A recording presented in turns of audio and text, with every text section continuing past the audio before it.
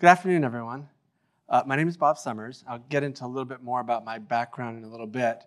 We're going to talk about how we are able to, at Cox Automotive, how we make decisions around whether or not to build a self-service report or a custom report, let our customers have that ability, or whether we make those changes within the reports that we've already built and curated.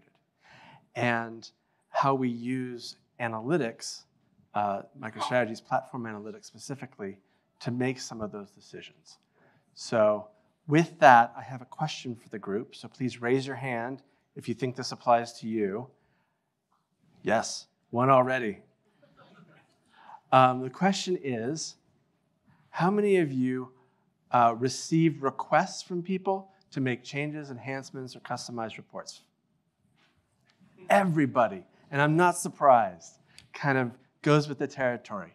The follow-up question, how many of you always take those and do those requests, complete those requests? Just a few, not many. And there's reasons for doing it, and there's reasons for not doing it. And where that line is an interesting one as we kind of go into exploring this. So there's the question. All right, a little bit about me. A little bit of background around me. I have an interest in presidential history. I have a website about it. I've got a YouTube channel about it. And please take pictures. During lockdown, I didn't cut my hair. I thought everyone was supposed to actually lock down, and I didn't cut my hair for like 18 months. And because I had all these pictures of presidents in my head, I thought, 3 months in, I'm looking like this president, and 6 months in, I'm looking like that president. So the day before I actually got that haircut, my wife and I decided we were going to do a little photo collage. And she was laughing the whole time she was doing this. So that's a little bit about me outside of work. I'm a director of product management at Cox Automotive, and I work on the reporting, analytics, and data team. I call it the RAD team because we are rad in so many ways. And we build reports for our customers. Cox Automotive, right, this isn't working. Cox Automotive has 13 different brands. I work specifically with a couple of them, not all of them. But in each of these brands, we support the life cycle of buying and owning a car. From Auto Trader, where you buy a car, all the way to X-Time, which schedules appointments at a service lane at a dealership. And then back to selling the car with Auto Trader again. So all of those help support this ecosystem. In my group, we are specifically focused on the dealerships themselves. So we build software solutions for those dealerships. And then for those software solutions, we have reports that we help support those products. So the customers using MicroStrategy are the dealers. It could be a general manager who's trying to understand their business as a whole, service manager, fixed ops director, the controller who's looking at the finances. It might be the actual service advisor. It could be an agent that's calling people to remind them of an appointment. There's all these different people that are looking at different reports with different needs and different jobs that they're trying to do. And all of those reports are embedded within each of the solutions. And so those are our customers. And those customers do not know who MicroStrategy is. Sorry, MicroStrategy people. When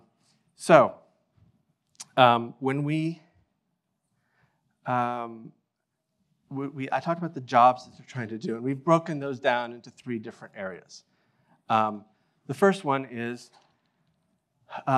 their financial performance. Are they making money? What's their cash flow situation? What will their cash flow situation be? Performance management of the employees within that dealership. And we also have reports that the OEMs or the manufacturers ask us to build so they can manage the performance of their dealerships. And then we have process management. So when you bring in a vehicle into a service, into a dealership for service, for example, they are going to go through several processes, several steps. Some of it's to protect their own liability, like make sure you take a picture of the car when it comes in so they can't claim the damage wasn't there before they brought it, which has happened many times.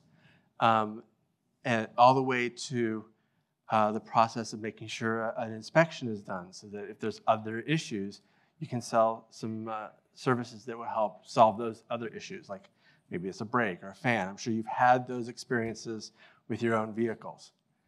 So these are the three main jobs that our customers are trying to do. And I share this because understanding the jobs of those customers is important for us making a decision on whether or not when we get those requests, it matches one of these three jobs and how many of those customers might share the same experience.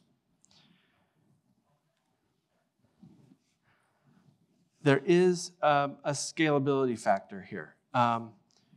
When we build these reports, we're building them for thousands of rooftops who have maybe 4 to 10 users inside each of those rooftops. And so there is a lot of data, for one, but there's also a lot of requests because each of those dealerships have their own secret sauce for what makes them successful. And they want to be able to report on those successes. And a lot of the times, they just want to pull the data, put it together themselves so that their secret sauce they can measure the success of that secret sauce. So we have this scalability issue. So when we get requests for, can you add this or add that, we have to think about what is the context of that? How many people will have that same request? Or is it very unique to that dealership?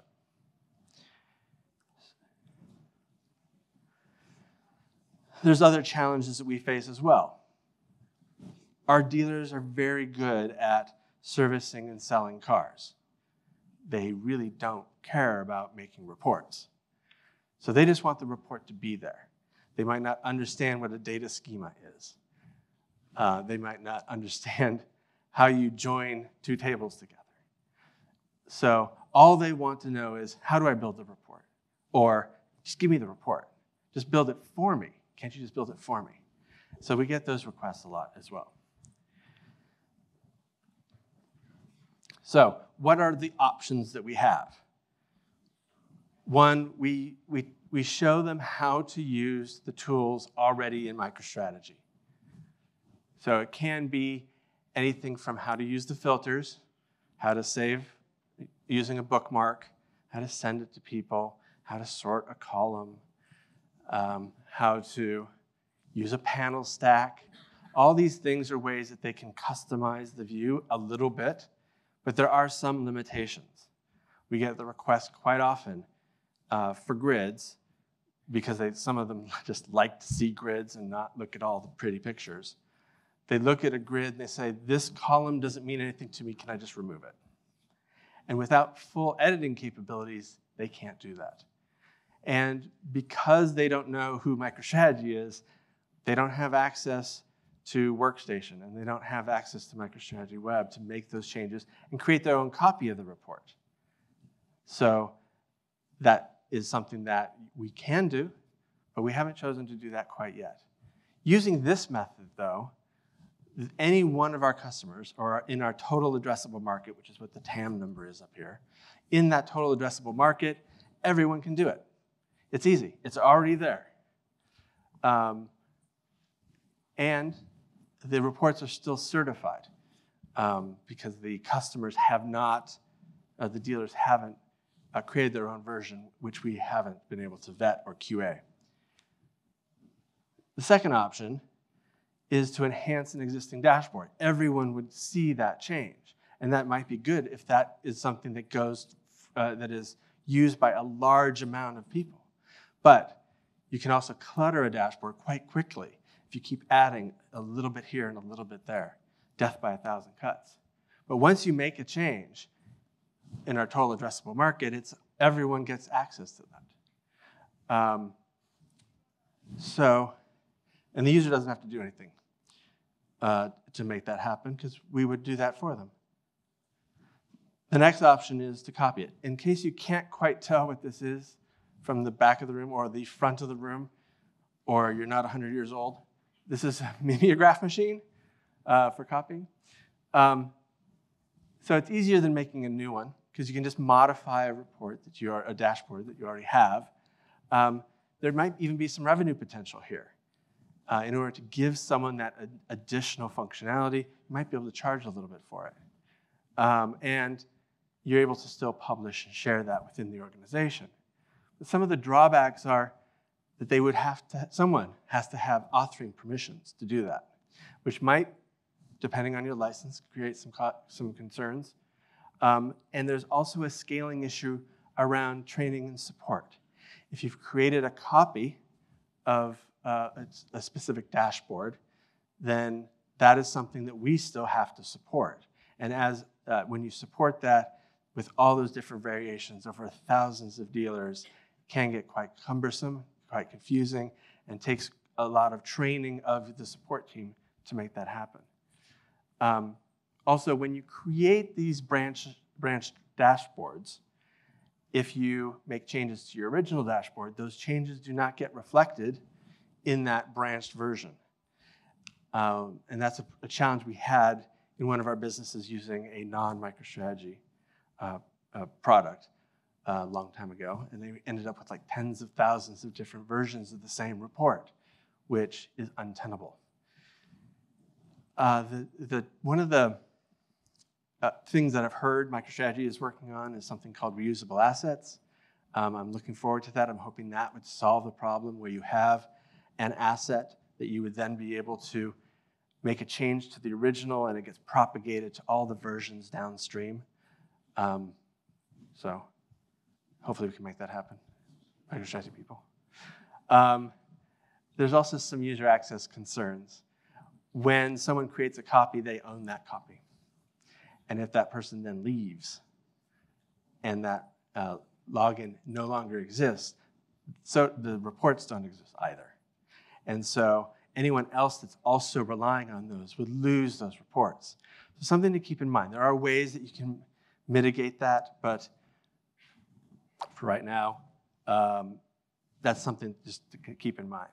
We believe maybe a quarter of our customers would benefit from something like this.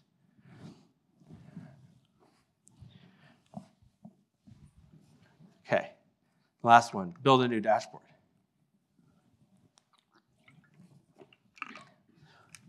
First good thing about that is the customer's getting exactly what they want. There's also that potential revenue opportunity, and then you have those same cons about the logging and licensing and scalability of support and the user access. You also need very clean data schemas. If you've been looking at some of the feedback on the bots for auto, data schema being really clean is really important when you're using natural language. And when you have people that aren't used to building reports, same thing applies. That schema's got to be pretty clean. But we don't think that we have a huge market for that. About 5% of the customers we believe in our market would benefit from something like this. And so it's not something that we've been rushing towards. With all of this, it's important to know, how do you know when your reports are successful? So, who knows who this is? Yeah, a couple people. This is Columbo. He was a TV detective played by Peter Falk in the 1970s. And he had this thing where he would be interviewing a suspect. But the suspect didn't know he was being interviewed. And he would ask them a bunch of questions. And he'd say, oh, thank you very much. And then he'd start to walk away. And then he would stop and he would turn back and he would say, just one more thing. And then he'd ask that zinger question. And then the person knew they were caught. just one more thing is a great indicator of success about your reports. It's not an indication that your report is failing. Sometimes we hear, I hate your report. It just needs this one more thing. We're like, oh, if you hate the report, we can just take that down. Oh, no. We still use it. We still like it, but we just need that one more thing. Okay, so you don't hate it. You just want the one more thing. And so it's a good sign. It's a buying sign. It's like when a car salesman hears, that's because that's my realm right now.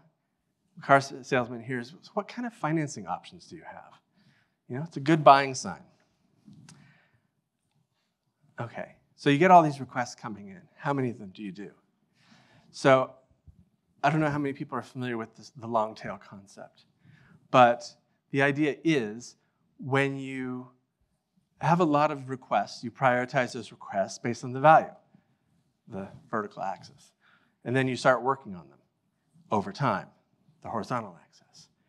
And then once you get to a certain point, you might say, it's not really worth it continuing to work on this thing anymore. Maybe I need to work on this other thing and start a whole new process where I'm getting maximum value, trimming the tail, as it were. And so when you're thinking about all the requests that are coming in, this might be something you need to consider. At what point are you going to say, we're going to stop on this for a little bit because the return on the investment is not quite up to speed yet? So make a plan.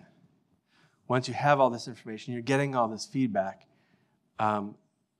need to think about how you're going to make decisions on which of those 4 options you're going to do, if any of them. And so what I'm thinking that we use is, what is the problem to solve? So we have those 3 main jobs to be done. Those are the problems that we're trying to solve.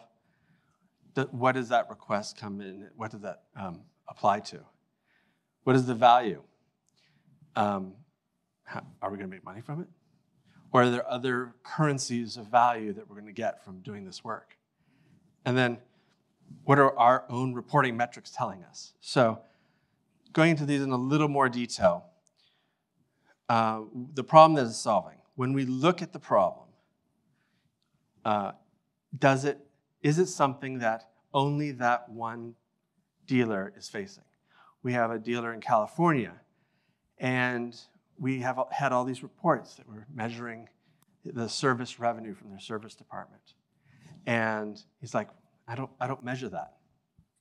I don't measure the money. I measure the hours. How many hours are we working? Because once hours are gone, I can't get them back. So I need to maximize every hour for each of the different service bays.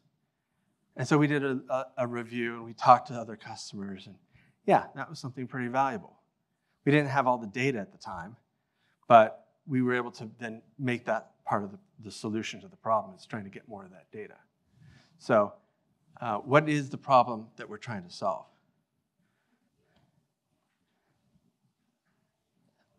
Value. So money, yes. We can generate revenue. We can save on expenses. But there's other things as well. Relationships. As I mentioned, we have original equipment manufacturers, the makers of the vehicles, like a Stellantis or Nissan or Subaru.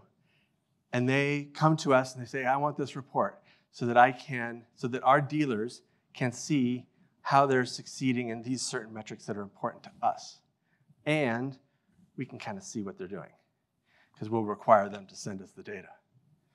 So that helps us, because they will then recommend our product. So even though there's no direct revenue, the relationship that we've built is important to indirect revenue. Reputation. If another company has a report that everyone loves and we don't have it, or a metric, then it impacts our revenue, our reputation. And so we're trying to boost that reputation or validate that actually they say that people love it, but when we talk to their customers, it doesn't make a difference to them. So another important metric. And regulations. There are several states that require dealerships to track their vehicles. They call it a police book because they want to try and make sure there's no stolen vehicles being traded in, etc. So sometimes it's just things you have to do because of regulations.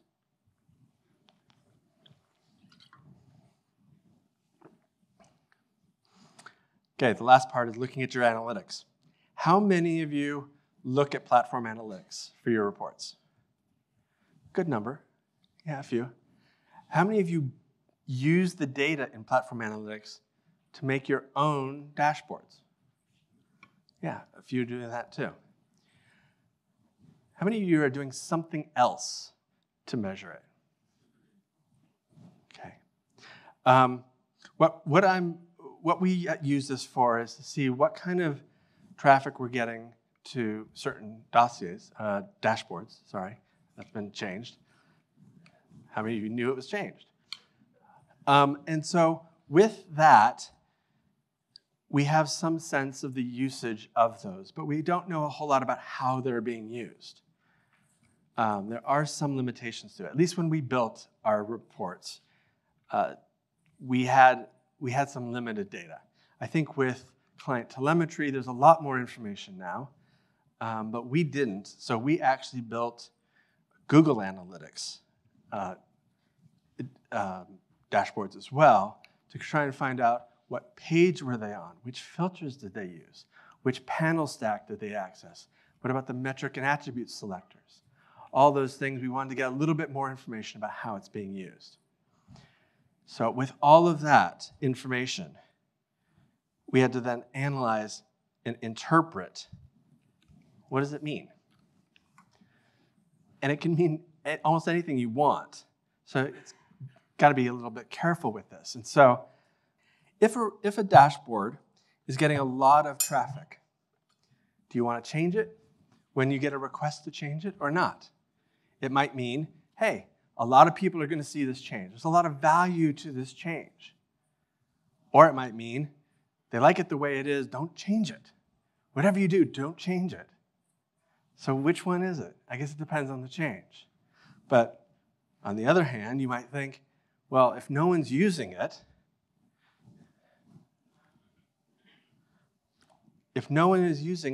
then perhaps if I make this change, more people will use it. Or no one's using it for other reasons, and you make this change and no one sees it still. So you have to think about which one might be the right response. So how do you know? You talk to your customer. I see you're not using this. If we made this change, would you use it? No, I'm not going to use that report about body shop revenue because we don't have a body shop. And then you find out maybe only a quarter of the dealerships in the US have a body shop. So maybe that's not the right place to go with your changes. So asking why from your customers can be really powerful, really important. So with all this information, here's the takeaway I hope you'll go back with. If you have a plan, you've got these 3 items now.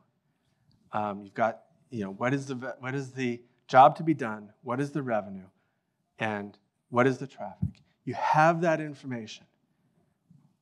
And have the conversation within your organization ahead of time. I don't know how many times we used to have conversations about a request that would come in, and then we would either do it right away, or we would say no, and then someone would say yes, and someone else would say, oh, come on, can't you just? And it would go back and forth, and we would spend a lot of cycles on a very small request. So we started having conversations with our leadership team, with other departments, to give them a framework for making these decisions.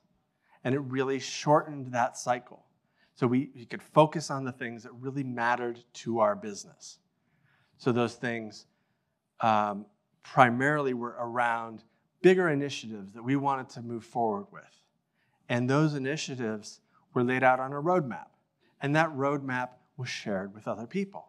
And so then a small request comes through. Can we do this? It means this gets delayed by X weeks or months. That's acceptable. Or, no, we can't do that. Okay, well then we can't do this work unless increase our budget. We'll bring in a contractor. We'll bring in someone, hire more people to help support these requests. So it can generate more useful conversations around priority trade-off requests and budgeting. And so if you take all of those into consideration, all those different items into consideration, I think you'll be able to move forward more quickly. That is all of my prepared remarks. And I open it up to questions. Yes? What role, if any, do you see AI playing in solving for that just one more thing? It's an interesting question because I was just having a conversation with Christine earlier today about that. I think it's possible, but I don't know if we're there yet. I think there's some limitations around connecting editing capabilities of existing dashboards, which I'm hoping will eventually be addressed, and tying that into some of the auto capabilities that exist today. But I think overall, I think that there is a great opportunity for someone to say, hide this column, and then it would just hide the column. Or change this visualization from a graph to a table, a grid. And if it just did it like that, and then created a copy of it, and then had reusable assets so that those things could still be updated as we made improvements to the overall product, I think it would be fantastic. Great question, thank you. Yes, sir. So in your initial slide, you showed different operating groups, dealer track, good solutions. Do you try to make your solution look the same for each of your operating partners, or do you allow VIN solution to have one look and dealer track to have another look? So the way that the organization was created was through acquisition, and each of them had their own look. And we are now working to kind of bring that together to create a more cohesive experience for the customers. It's a long process, but it is something that we're currently working on. Thank you.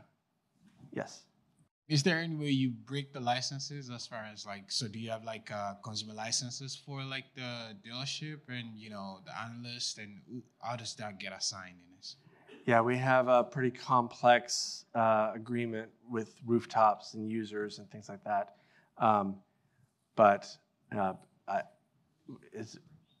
Sorry? Mostly reporters, people who are building reports. So, yeah, it's something you have to talk to your MicroStrategy rep about. Yeah. Curious to know, how often do you enhance some of your more templatized dashboards and stuff? And how's that helping kind of scale your reporting? We are doing some of that right now, but there's more that we can do.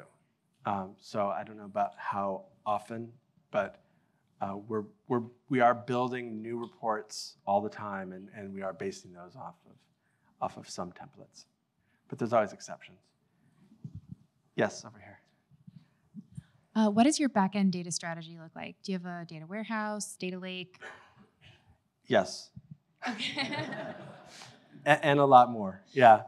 Okay, and then so MicroStrategy sits on top of all of those things? How does that? Yeah, so we're primarily using Snowflake for a lot of that, and we're feeding that in and either doing a direct connect into those data lakes, or we are creating memory cubes to help with some performance issues. Yes, in the back of you.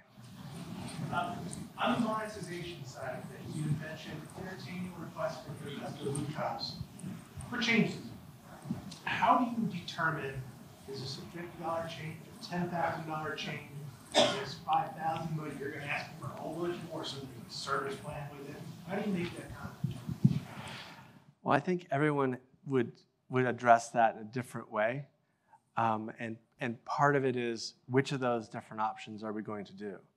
If we're just going to make a small change to something existing, we might not charge at all for it. Whereas if we're building a completely new report, it might require a new schema. And if it requires a new schema, there's a lot more work that's associated with that. So we try and do it time-based, but there's also a kind of an opportunity cost overhead. If we're doing this, we're not doing something else that could generate a lot more revenue. And so there's a balance between those things. Hi, so you said that you're using Snowflake as your data warehouse, and you use both Live Connect and cubes. What sort of performance issues are you seeing with Live Connect that forces you to use cubes? What scenarios? So for example, we have 7,000 rooftops that are generating, I don't even know how many repair orders a day, which have X number of lines per repair order. So we get hundreds of millions of rows of data. And because of that scale, to try and do a Live Connect into something like that can kind of churn the data a little bit. So we try to do things where we're aggregating data as much as possible, but our dealers also would like to have access on a daily basis to that data. What did I do yesterday? And so you can't aggregate it too much. And because of that, it kind of gets a little bit slower. So we create a lot of slim cubes that are connected to each other. And we try and use that as a way of improving the performance. Is there? Do you do any custom reports or dashboards for your customers? Or is it just the software as it is or the service? We have a combination of the things that you saw here, but we don't, we're testing right now some of these fully customized reports. And we're not having the customers build them, but we have some specific people that are building reports today in other solutions. And we're migrating them to use MicroStrategy to build this report. So we're giving them access to build those. Some of the custom requests sometimes are not specifically for reports, they are just for data because they want to add it. Like the OEMs might have 3 vendors that provide services on a certain topic, and they want all 3 vendors to send the data in the same way so they can aggregate it themselves. And so that's why we have the D in our name, RAD. It's just because sometimes we just have to send the data. Thanks. Any other questions? Yeah.